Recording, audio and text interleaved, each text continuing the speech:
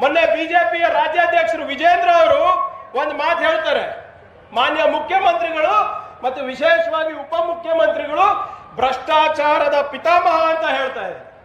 ನನಗೆ ನಗಬೇಕು ಅಳಬೇಕು ಅಂತ ಗೊತ್ತಾಗ್ತಾ ಇಲ್ಲ.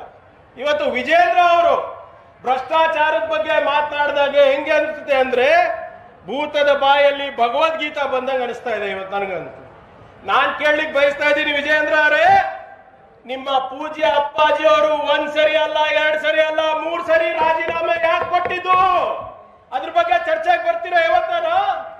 2020ರಲ್ಲಿ ಬಿಜೆಪಿ ರಾಜ್ಯಾಧ್ಯಕ್ಷರೇ ಒಂದು ಸ್ಟಿಂಗ್ ಆಪರೇಷನ್ ಆಗಿತ್ತು. 7 ಜನ ಬಿಜೆಪಿ MLAಗಳು ಹೋಗಿ ಕಂಪ್ಲೇಂಟ್ ಮಾಡಿದ್ದಾರೆ ಮೋದಿ ಅವರ ಹತ್ರ, ಶಾ ಅವರ ಹತ್ರ. ಏನಂತ?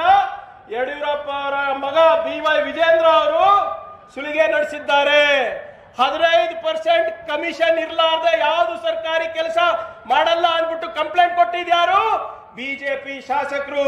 ಮರ್ತೋಗ್ಬಿಟ್ಟಿದ್ದೀರಾ? ಆ 15% ತೆರಿಗೆಗೆ ಏನಂತ ಹೇಳ್ತಾ ಇದ್ರು? VST ಅಂದ್ರೇನು? Vijendra service tax. ಇದು ನಾವು ಹೇಳಿಲ್ಲ, ಬಿಜೆಪಿ ಅವರೇ ಹೇಳಿದೆ.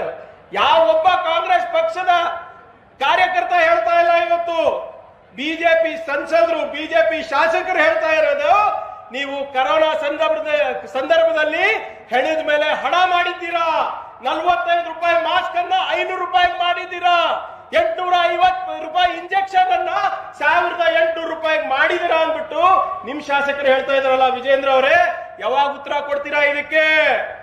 ನಿಮ್ಮ MLA ಅವರು ಹೇಳ್ತಾ ಇದಾರೆ, ನಿಮ್ಮ ಪೂಜ್ಯ ಅಪ್ಪಾಜಿ ಅವರಿಗೆ ಯಾವ ರಾಜಕೀಯ ವೇದಿಕೆಯನ್ನು ಹತ್ತಿಸಬಾರ್ದು, ಹತ್ತಿಸಿದ್ರೆ ನಮ್ಮ ಪಕ್ಷಕ್ಕೆ ಮುಜುಗರ ಆಗುತ್ತೆ ಅಂತ ಬಿಜೆಪಿ ಅವರು ಹೇಳ್ತಾ ಇದ್ದಾರೆ.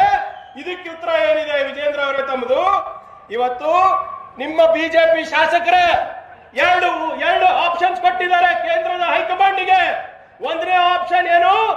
ಅವರಂತ ಕೆಲವು ಪ್ರಾಮಾಣಿಕರು ಬಿಜೆಪಿ ಅವರಿದ್ದಾರೆ, ಅವ್ರು ಇರ್ಬೇಕು ಪಾರ್ಟಿನಲ್ಲಿ ಅಂದ್ರೆ ನಿಮ್ಗೆ ಹೊರಗೆ ಹಾಕ್ಬೇಕು ಅಂತ.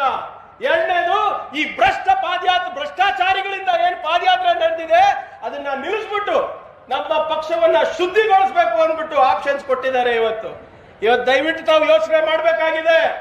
ಇವತ್ತೆಲ್ಲರೂ ಯಾಕೆ ಪಾದಯಾತ್ರೆ ಮಾಡ್ತಾ ಇದ್ರೆ ಅಂತ ಅವರಲ್ಲಿರುವಂತಹ ಹುಳುಕನ್ನ ಮುಚ್ಚಾಕ್ಲಿಕ್ಕೆ ಇವತ್ತು ಮಾತಾಡ್ತಾ ಇದ್ದಾರೆ. ಇವತ್ತು